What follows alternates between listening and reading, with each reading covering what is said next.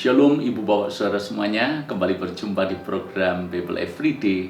Dan kita sudah tiba di 1 Tawarikh pasal yang ke-17. Kenapa Daud orang yang berkenan di hadapan Tuhan?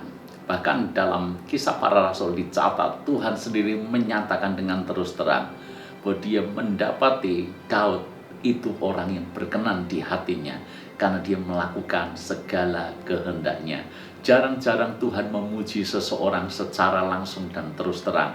Tetapi tentang Daud, Tuhan bahkan tidak menyatakan tersembunyi. Dia menyatakan secara terbuka bahwa Daud orang yang sangat berkenan di hatinya karena Daud melakukan segala kehendaknya. Satu kualitas Daud yang kita bisa pelajari dari perikop ini atau di pasal yang ke-17 ini adalah bagaimana Daud itu orang yang selalu fokus untuk menyenangkan hati Tuhan. Coba mari kita baca ayat yang pertama. Setelah Daud menetap di rumahnya, berkatalah ia kepada Nabi Natan, "Lihatlah, aku ini diam dalam rumah dari kayu aras, padahal tabut perjanjian Tuhan itu ada di bawah tenda-tenda." Lalu berkatalah Natan kepada Daud, "Lakukanlah segala sesuatu yang dikandung hatimu, sebab Allah menyertai engkau." Daud ketika dia menetap di rumahnya dan dia melihat bahwa tabut perjanjian itu ditempatkan di tenda, di kemah, maka dia berkata kepada Nabi Natan, "Aku ini tinggal di istana, di rumah yang dibangun dengan kayu aras." Sebagai catatan, kayu aras adalah kayu yang sangat mahal, kayu yang sangat terbaik. Daud tinggal di istana yang megah, Daud tinggal di istana yang mewah. Lalu kemudian dia pikirkan, bagaimana mungkin tabut perjanjian malah berada di kemah, di tenda. Saudara-saudara, Daud pun punya kerinduan untuk membangun sebuah bait suci yang mana tabut itu nanti akan ada di sana, yang nanti Tuhan dalam tanda kutip tidak berada di tenda tetapi di sebuah bait yang megah dan mewah. Kita tahu bahwa Tuhan sebetulnya tidak soal karena dia adalah roh. Tidak soal apakah Tuhan ditempatkan di bait yang mewah, bait yang megah ataupun di kemah. Tidak soal, saudara. Hadirat Tuhan tidak dibatasi oleh ruang dan waktu. Tetapi ketika Daud menyatakan kerinduan seperti itu, kita bisa melihat kualitas Daud, bahwa dia orang yang selalu rindu menyenangkan hati Tuhan. Sebetulnya bisa saja bahwa Daud fokus dengan dirinya sendiri, fokus dengan kepentingannya sendiri, fokus untuk mempercantik istananya, fokus untuk membuat apa yang disukainya, kemewahan-kemewahan yang dia dapatkan, semuanya untuk dirinya sendiri. Daud bisa saja fokus kepada kepentingannya sendiri. Tetapi Daud justru memikirkan bagaimana membangun bait suci bagi Tuhan.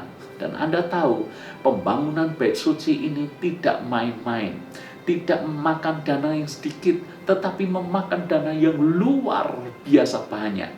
Kekayaan Daud hampir sebagian besar dialihkan untuk pembangunan bait suci itu. Dia mengorbankan kepentingannya untuk kepentingan Tuhan. Itulah yang membuat Tuhan berkenan kepada Daud. Itulah yang membuat Tuhan tahu persis bahwa hati Daud sungguh mengasihi dia. Sekalipun memang yang membangun bait suci itu bukan Daud, melainkan Salomo anaknya yang akan menggantikannya kelak. Tetapi ide awal pembangunan bait suci itu datang daripada Daud. Kita bisa belajar dari hal ini, Ibu Bapak Saudara semuanya. Banyak orang baik, banyak orang mengalami anugerah perkenanan Tuhan, banyak orang mengalami keselamatan daripada Tuhan dan hal-hal baik daripada Tuhan.